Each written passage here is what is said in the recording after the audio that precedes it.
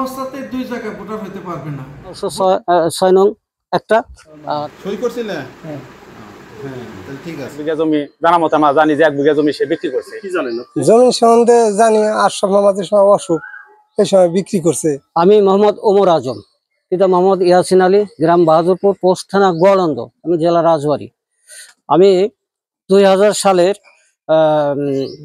2000 সালে ওই আমার মামা আহমেদের নিকট থেকে সর্বমোট 37% জমি 3টা দলিলে ক্রয় করি।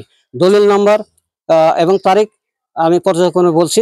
দলিল তারিখ হলো 12/10/2000, 11%, যার দলিল নাম্বার 1434, 26/10/2000 সাল 22%, যার দলিল নম্বর 1505, এবং ওই একই ডেটে পৌরসভা সংক্রান্ত একটু ঝামেলা থাকার কারণে ওইটা দুটো দলিল হয়।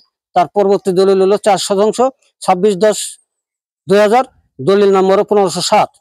আমি এই 2000 সাল থেকেই আমার মামা জমি বুঝে দেওয়ার পর থেকেই আমি ভোগ দখলে আছি, এবং তখন কোনো সমস্যা হয়নি। আমার মামা 2017 সালে ইন্তেকাল করার পরেও সমস্যা হয় নাই, কিন্তু ইদানিং 2025 সাল বা 24 সাল থেকে তার ছোট ছেলে ইমন এবং তার স্ত্রী নাজমা আক্তার এই জমিতে আমার ডিস্টার্ব করতেছে বিভিন্নভাবে।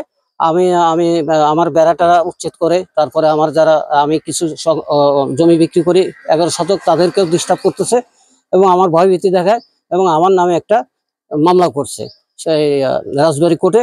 সেই মামলাটা করছে যে 3টা দলিলই জাল, কিন্তু আসলে প্রকৃতপক্ষে আমি এইটা জাল না, এটা এলাকার সব মানুষ জানে, এবং এটা প্রকৃতির আছে আদালতে। আমি এটা সুষ্ঠু বিচার চাই, যাতে আমি আমার প্রকৃত জমি মানে সঠিকভাবে পূর্বের মতো ভোগ করতে পারে, আমাকে যাতে ডিস্টার্ব না করে, এই জন্য আমার এই বক্তব্য। আপনার এই যে মামাতো ভাই যে জাল দলিল 3টে দলিলে আপনার জাল প্রমাণ করতেছে, তারা প্রমাণ করার জন্য তারা আবেদন করছে, ঠিক আছে, ওই রাজবাড়ী কোর্টে, এবং সেটা পরবর্তী ডেট আছে আগামী মাসের 2 তারিখে।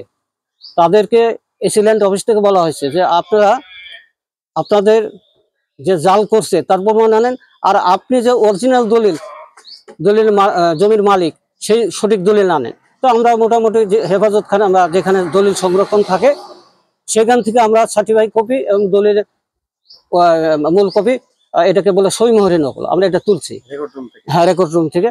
তো আমরা আমাদের জিনিস গুছায় রাখছি, কিন্তু তারা কি করছে, তারা এটা বিরুদ্ধে উল্টা আরো মামলা দায়ের করছে, যাতে আমরা এই কাজটা করতে না পারি। আর এর অর্থ হলো আমি যখন জমি কিনি, আমি মিউটেশন করতে আমার লেট হতে তারা করছে কি, এই আমার কাছে যে বিক্রি করছে এটা আড়াল করে তারা নিজেরা মিউটেশন করে জমিকে কাভার করে ফেলছে, যার কারণে আমি মিউটেশন করতে পারি না, আর আমি বিক্রি করতে আমার সমস্যা হচ্ছে। এটা যখন আমরা তল্লাশি করে দেখি যে হ্যাঁ তারা এই কাজ করছে, তখন আমরা মিসকেস করি। কয়েকটা ডেট হওয়ার পর ফাইনাল একটা ডেট হলো, ডেট হওয়ার সময় তারা এই কথা বলে যে দলিল 3টাই জাল, কিন্তু 3টা দলিল জাল হইতে হয় কিভাবে, এটা আমরা বিচার চাই। আমি প্রথম গেছি থানায়, পুলিশের কাছে গেছি, পুলিশরা বললো কি যে চাচ্ছি আমরা থানায় দলিল দেখি বিচার করবো। ও হয়তো থানায় ঘুষ সুস দিছে, পর দিন 2-3 দিন পরে পুলিশ কি চাচ্ছি আমরা থানায় দলিল দেখি না, আপনি এসিল্যান্ডের কাছে যান। তখন একজন বললো কি না, এসিল্যান্ডের কাছে যাই তুমি সুবিচার পাবে না, তুমি রাজবাড়ী লিগেলে যাও। তখন লিগেলে যে কেস করলাম, আমি কেস করলে পরে সেই লিগেলের অফিসার ওর কাছে দলিল চাইলো, ও 3টা দলিল দেখাইলো। ম্যাজিস্ট্রেট দেখেই বলছে যে এই দলিল আসল দলিল না, এই দলিল নকল, আপনার আসল দলিল কোথায় দেন? তখন ও উত্তরে বলছে যে আমার আসল দলিল হারাই গেছে। তারপর ম্যাজিস্ট্রেট বলছে দলিল কখনো হারায় না, আপনি দলিল কোথায় নিয়ে আসবেন? আপনি 15 দিনের টাইম দেওয়া হইলো।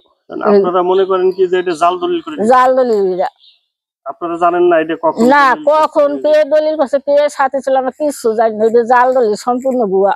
এটা কি ভাইও কখনো বলে নাই যে সে থাকতে এইসব কথা উল্লেখই হয় নাই জোর কোনো জমির সম্বন্ধে? এটা কি আপনাদের কোনো আত্মীয় হয় না? ও আমার ভাই নয়, ননদের ছেলে। আমার নাম হচ্ছে ইমন, আমার বাবার নাম হচ্ছে একে মাশরাফ উদ্দিন, সাংবাদিক। দলিলের বিষয়টা হয়েছে কি যে বাবা 2000 সালে অসুস্থ ছিল, অসুস্থ থাকা ভাই বাবাকে নিয়ে যায় দলিল করার জন্য, কিন্তু তখন সে ভীষণ অসুস্থ ছিল, কিন্তু আমরা কেউ জানিও না ভাই, মানে আমাদের অগোচরে আমার বাবাকে নিয়ে কোর্টে থেকে জায়গা রেজিস্ট্রি করাইছে। আমার নাম মোহাম্মদ তারিকুজ্জামান টিটন, গ্রাম বাহাদুরপুর। আমার জানা মতে এই জমিটা আজম ভাই কিনছে, আশরাফ কাকা বিক্রি করছে তার ভাগ্নের কাছে। এই পর্যন্ত সে মোহাম্মদ কালাম ব্যাপারে এই জমি সম্বন্ধে কি জানেন আপনি? জমি সম্বন্ধে জানি আশরাফ মামাদের সময় অসুখ, এই সময় বিক্রি করছে, আজম ভাই কিনছে, আমরা জানি আগে থেকে সেই মেলা দিন ধরে। আমরা এই পর্যন্ত জানি, পরে জাল দলিল হয়েছে কি না দলিল হয়েছে এই আমরা বলতে পারবো। আমার নাম মোহাম্মদ জিন্না মন্ডল, আমার বাবার নাম মোহাম্মদ নুর আলী মন্ডল। আশরাফ বাড়ির পাশে আমাদের বাড়ি ছিল।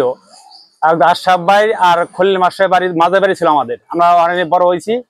আমাকে জানা মতে আশরাফ ভাই যখন অসুস্থ, তখন ওই আজম মামার কাছ থেকে সে জমি বিক্রি করে টাকা নিছে, এবং কি সে আমার কাছে বলছে, তার বউ বলছে যে জমিটা আমরা আমার এখানে না, নির্বাচন কমিশনে সারা বাংলাদেশে এক ব্যক্তি কোনো অবস্থাতে 2 জায়গায় ভোটার হতে পারবে না। ভোটার ছবি তুলতে পারবে, কিন্তু প্রথম যেখানে সে ভোটার হচ্ছে সেইটা শুধু থাকবে, দ্বিতীয়টা তার ব্লক হয়ে যাবে, সে কার্ড কোনোদিনই হবে না। এক ব্যক্তি কোনো অবস্থায় 2 জায়গায় ভোটার হওয়ার সুযোগ নাই।